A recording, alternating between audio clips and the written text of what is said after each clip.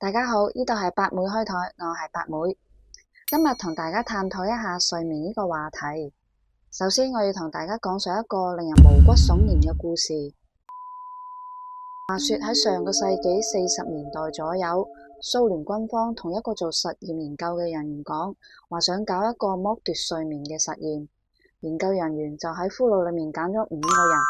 同佢哋講，如果你哋配合我哋做一個為期30日唔瞓覺嘅實驗，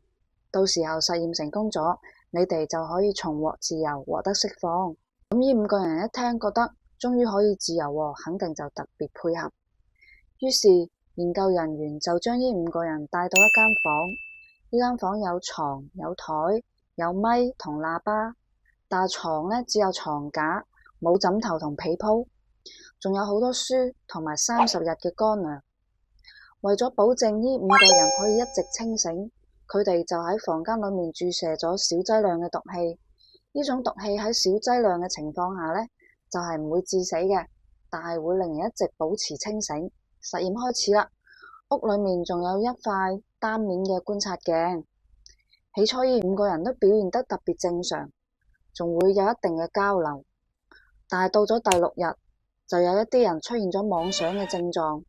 輪流去到個咪同埋喇叭嘅位置，開始細細聲講嘢。佢哋係講俾外面嘅研究人員聽嘅。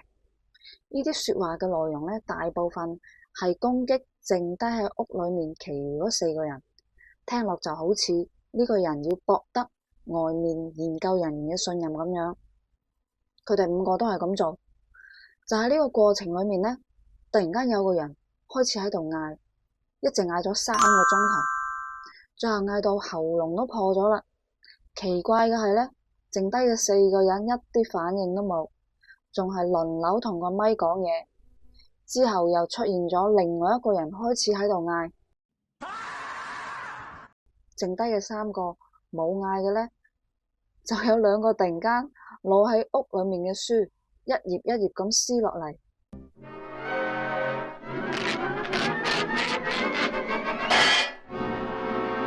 就同自己嘅糞便混合埋一齊，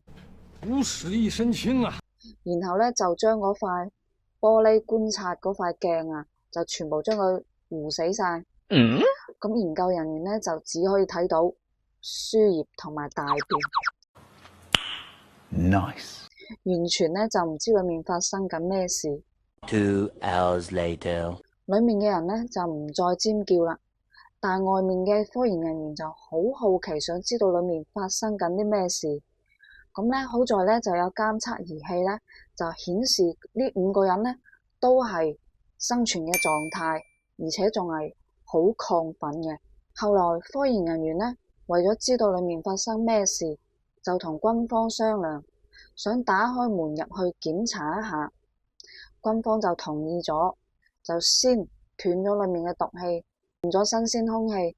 士兵呢，就帶住科研人員去到門口，就對裏面嘅人講，你哋好好咁配合我哋入嚟檢查裏面啲設備，你哋如果唔配合呢，我就槍斃你哋。咁佢哋呢，就命令所有人趴喺地之後呢，屋裏面就有人講，我哋唔想被釋放啊，你哋唔好入嚟。但係佢哋講嘅語氣呢就好平和嘅。但係當軍方同埋科研人員打開門衝入去之後，裏面被實驗嘅呢啲人員開始歇斯底里咁喺度尖叫。咁士兵又一齊尖叫，因為佢哋入去之後發現有一個俘虜，即係被實驗嘅人員已經死咗，瞓咗喺一個台上邊，身上嘅肉又冇晒啦，好多肉呢就塞住喺房裏面唯一嘅一個排水口，咁屋裏面又排唔到水，大概積咗4厘米厚嘅一個混合物。咁剩低呢4個人呢，狀態都唔係幾好。按照醫生嘅講法，佢哋身上有好多傷痕，手指指尖、骨頭都露晒出嚟，肚又破開埋。士兵呢，就夾硬將佢哋4個人拖咗出嚟。咁但係期間呢，就發生咗意外，其中一個人呢，就流血過多而死咗。咁仲有一個士兵呢，佢嘅腿動脈亦都被咬傷咗，咁就失血過多死埋。咁後來醫生穩定咗佢哋之後呢，就對佢哋身上嘅傷痕進行研究，就發現呢啲傷痕呢，實際上係佢哋自己造成嘅，而且有啲人開始食自己身上面嘅肉。經過醫生搶救之後呢，最終呢3個人裡面就救翻2個，咁有一個就喺搶救過程中不斷掙扎就死咗嘅。咁剩低3個人呢，佢哋嘅狀態都唔係幾好。咁研究人員就同軍方商量，話好唔好將佢哋安樂死。但軍方呢就覺得呢次研究都有一定嘅成果，就唔同意。而且有藥在先，實驗成功嘅話，佢哋係可以獲得釋放，重獲自由嘅。但佢哋已經唔想出去啦，於是軍方呢就命令呢個研究人員將呢3個人送翻去嗰間屋裏面，繼續通上毒氣。呢3個人呢翻返屋入邊，即刻就平靜晒，都唔知係咪吸嗰啲毒氣吸到上咗癮啊！其中一個呢就好奇怪，佢攤喺張床裏面，但係佢又捲埋一嚿，即係頭咁捲住隻腳，好似雞蛋卷咁樣捲埋一齊。咁佢頭呢又唔敢掂到張床嗰啲床框啊，又不停咁喺度眨眼，佢長期保持呢個姿勢，最後都係導致體力不支，咁啊身體慢慢都係鬆翻開啦。但係個頭一掂到床板呢，就死咗喎。咁喺呢個時候呢，更加匪夷所思嘅一幕就嚟啦。軍方嘅指揮官呢，突然間就將所有科研人員都困埋喺間屋入邊。咁科研人員梗係有反抗噶啦，佢哋又直接掹槍將個指揮官射低咗。什麼情況？什麼情況？什麼情況？我覺得可能啲毒氣洩漏咗，大家都疏疏地。後面呢，即係我之後再講嘅內容就好可能係啲人作嘅，吹水嘅。好，咁繼續講埋後續啦。咁講到呢個研究人員將指揮官打死咗之後呢，佢就行入屋，屋裏面就剩翻2個實驗對象，其中一個已經嚇到唔識講嘢，佢過去嘭就一槍又將佢打死埋。呢個時候剩翻最後一個實驗人員，研究人員呢就攞住支槍指住佢，眼金金咁掘住佢就問：你究竟係乜嘢？呢個時候嗰個人突然冒出一句好有哲理嘅說話，佢話：我哋其實係你內心嘅邪惡。研究人一聽呢句說話，突然間又破防，嘭又將嗰個俘虜打死埋。結果呢個就嚟斷氣嘅人，最後仲噏咗一句：好，我終於自由啦，咁就死咗啦。好啦，呢個叫做都市傳說呢，就講到嚟呢度。反正我覺得呢個實驗就真假呢未知，就係一個都市傳說。咁啊，我咁講，大家就咁聽就 OK 啦。不過呢，需要提醒嘅就係咁樣嘅實驗呢，係嚴重違背呢個倫理道德，喺現實中呢，係冇可能發生嘅。咁講完以上呢個睡眠剝奪實驗，我哋可以大家一齊探討科普一下關於睡眠呢個話題啦。從科學嘅角度嚟講呢，睡眠剝奪係會對身體同大腦產生嚴重嘅負面影響。睡眠不足呢，係會導致免疫系統功能下降，令到人容易病啦，影響激素分泌啦，例如影響胰島素，咁就進而呢就導致呢個血糖嘅唔穩定，仲會造成心血管系統嘅負擔啦，增加高血壓、心臟病呢啲疾病嘅發生危險。同時呢，喺大腦方面，睡眠剝奪呢就會損害認知功能，包括注意力唔集中啦、記憶力下降啦、反應速度變慢等等嘅。咁長期嘅睡眠剝奪仲可能會引致抑鬱、焦慮等等嘅精神健康問題。好，跟住我哋就講一講生物鐘同埋記憶嘅關係。長期咁熬夜呢，係會對我哋嘅記憶力造成損害啦，因為其實瞓覺係大腦去整理同埋鞏固翻記憶嘅一個好關鍵嘅時刻。我哋嘅生物鐘呢，就好似一個精準嘅時鐘咁，調節我哋身體嘅各項生理功能，包括睡眠覺醒嘅周期。但係如果呢個生物鐘一旦被打亂，就會影響大腦裏面同記憶相關嘅一個區域，例如海馬體嘅正常功能。咁講到呢度，可能有朋友會問，其實長期捱夜真正嘅定義係點樣呢？以下呢，我哋就從唔同嘅維度去講述一下關於捱夜嘅科學定義。第一個就係從生理節律嘅角度嚟講，長期捱夜呢，就係指人體喺較長嘅時間，通常係指幾個星期以上，持續咁違背自身正常嘅晝夜生理節律，喺本應該瞓覺休息嘅時間呢，就係保持清醒同埋開展各項嘅活動，導致生物鐘紊亂。具體啲嚟講，就係譬如每晚你工作或者學習或者喺度玩電子產品啊，或者出去玩啊，玩到半夜凌晨2、3點、3、4點，甚至天光先至瞓覺。雖然佢哋瞓覺嘅時長可能係保持翻有7、8個鐘或以上，但係實際上已經造成咗日夜顛倒。咁呢，喺呢一點，八妹自己呢就深有體會啦。因為八妹而家係一個自由職業者，只要一自由呢，其實個人真係好唔自律。朝早唔會早醒，咁呢就晏起身啦，可能瞓到10點、11點，咁又唔食早餐喎，咁然之後肚餓再煮飯食，咁中午食完飯可能1、2點都未頂嘅，即係好唔規律。咁1、2點食完飯又啱啱食飽，又唔想瞓晏覺，而且都係瞓醒冇幾耐，咁可能就做下呢樣做下嗰樣，就拖到4點眼瞓啦，4、5點眼瞓，就再瞓晏覺，瞓一瞓又瞓1、2個鐘，好啦，到夜晚12點嘅時候都仲係好精神，可能到1、2點都仲係好精神，可能拖到3、4點先至真正眼瞓着。咁其實呢個就係好唔規律嘅一個瞓覺嘅習慣，大家千祈唔好學。第二個角度呢，就喺睡眠時長呢個角度啦。咁捱夜呢，顧名思義啦，可能成個月你每晚瞓覺呢個時長都係顯著低於你同齡人一個平均嘅正常睡眠時間。譬如成年人就7個鐘啦，青少年呢就要8個鐘、9個鐘啦，甚至再細嗰啲係10個鐘啦。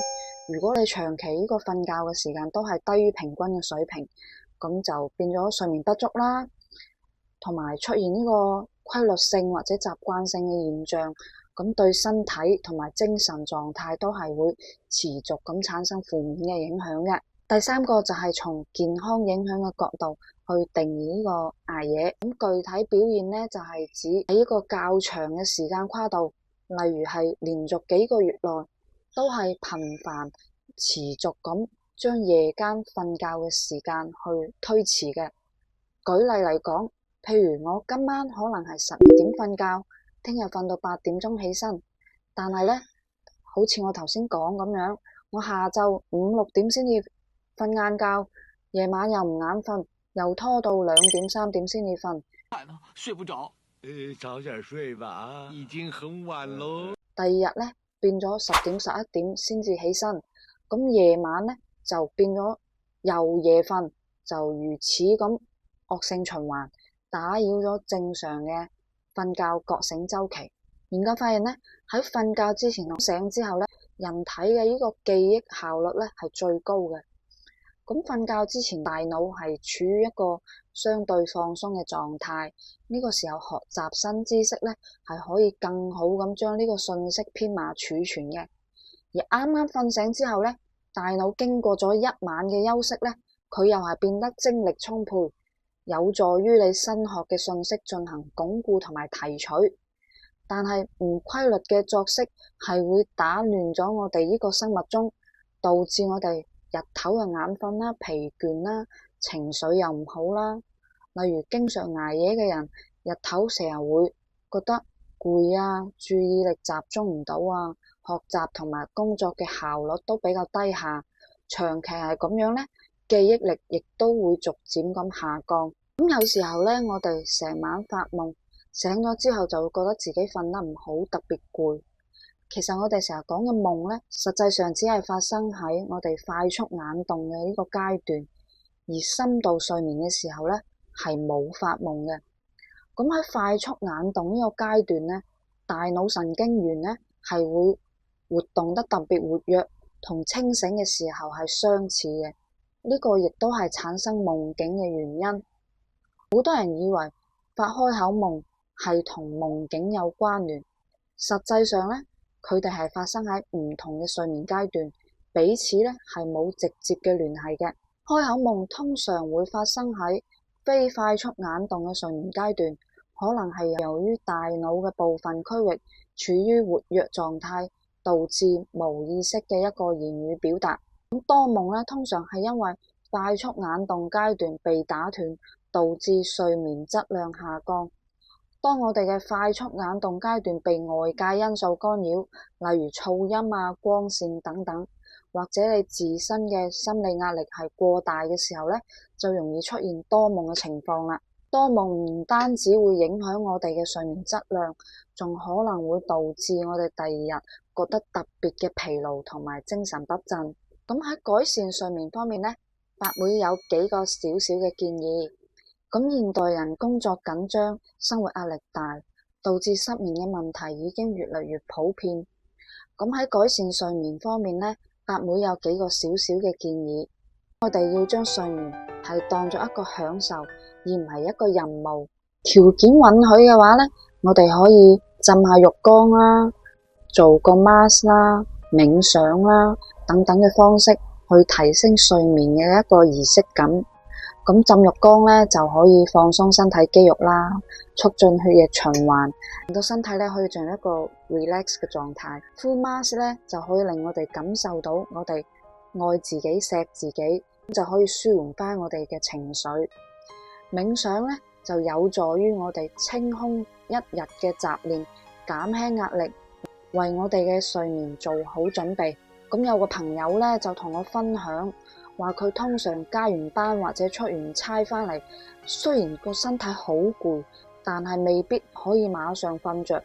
於是呢，佢就乾脆喺屋企或者酒店啦，就做啲令自己放鬆嘅事情，例如聽下音樂啊、浸下浴缸啊、敷下 mask 之類嘅，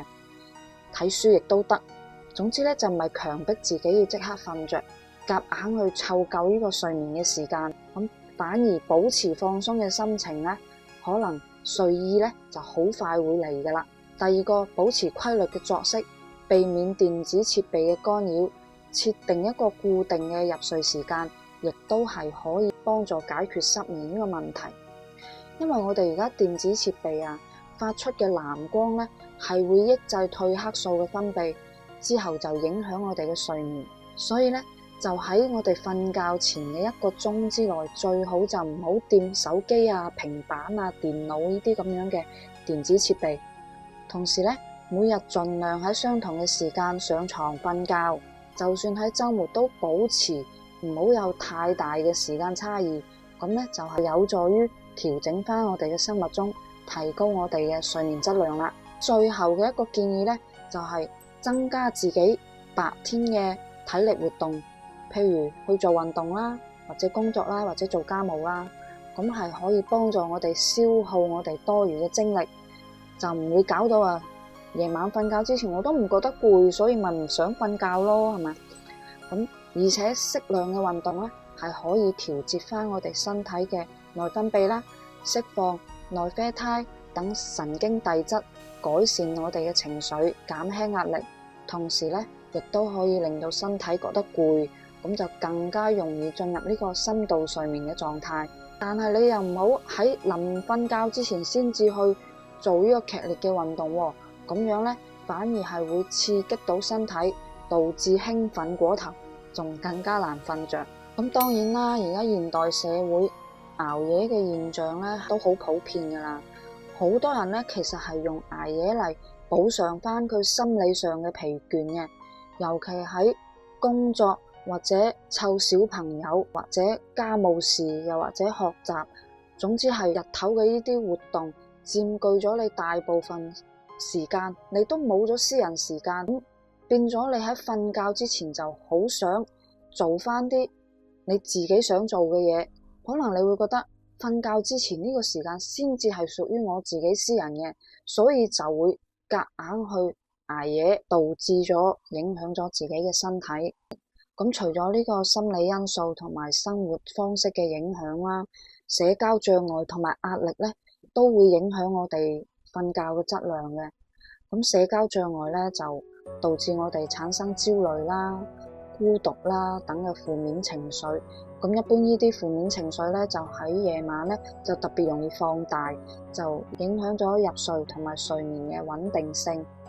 而長期處於高壓嘅狀態之下咧，身體又會分泌過多嘅應激激素，例如皮質醇，咁咧係會干擾睡眠嘅正常節律，導致失眠多夢嘅問題。咁喺結束之前呢，我就再講多一個關於睡眠嘅一個玄學嘅觀點啦。有啲人認為咧，睡眠可能係會涉及更高維度嘅一個活動，剝奪睡眠咧就會壓制咗呢個過程。咁啊，雖然呢個觀點咧就缺乏科學依據，但係咧呢個觀點反而提醒我哋，睡眠咧唔單止係身體嘅一個休息，更加係心靈上嘅一種調和。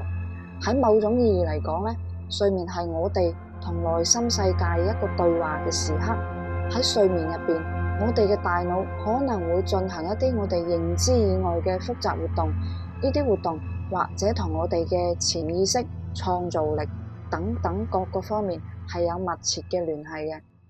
唔知大家有冇試過呢？八妹就分享自己一個夢境啦，即係而家都已經畢咗業，工作咗咁多年啦，偶爾都仲係會夢見翻學校去考試嘅。醒咗之後咧，都仲會記得自己做咗啲咩題目，但係咧又會覺得呢啲題目係我以前冇學過嘅，點解我又會識做咧？我覺得呢啲就係潛意識裏面我哋大腦嘅一個創造力，所以咧大家千祈就唔好放過自己嘅呢個夢境。假如有靈感、有創造力，醒咗之後就即刻記低佢啦。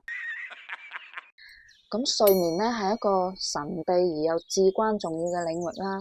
通過了解睡眠剝奪嘅危害、生物鐘同記憶嘅關係、夢境嘅奧秘同埋改善睡眠嘅方法，我哋咧就需要更加去重視睡眠，提高翻我哋睡眠嘅質量。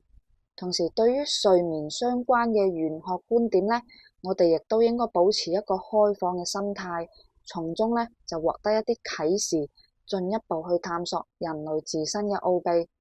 關於睡眠玄學嘅觀點，八妹咧就打算以後再專門做一期視頻，詳細咁再同大家進行一個探討。好啦，睡眠嘅話題就講到呢度，希望大家由今日開始重視睡眠，關愛翻自己嘅身心健康。如果大家都覺得八妹嘅分享幾有趣，就請撳個小鈴鐺，點個讚，俾個鼓勵，下次可以繼續睇到我嘅更新。好啦，我哋下期繼續開台，拜拜。